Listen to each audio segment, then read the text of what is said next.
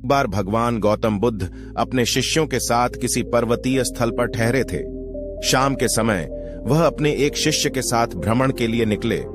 दोनों प्रकृति के मोहक दृश्य का आनंद ले रहे थे।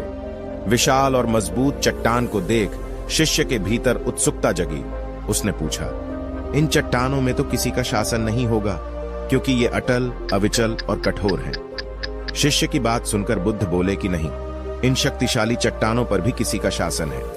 लोहे के प्रहार से इन चट्टानों के भी टुकड़े टुकड़े हो जाते हैं।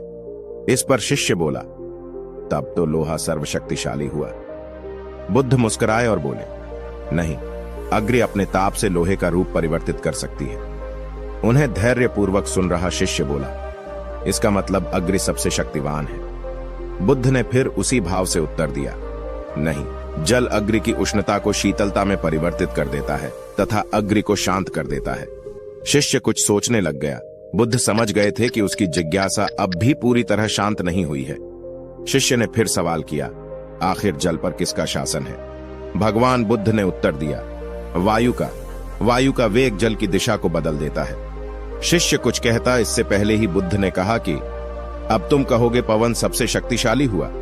नहीं, पवन सबसे शक्तिशाली नहीं है, सबसे शक्तिशाली है मनुष्य की संकल्प शक्ति, क्योंकि इसी से पृथ्वी, जल, वायु, अग्नि इत्यादि को नियंत्रित किया जा सकता है।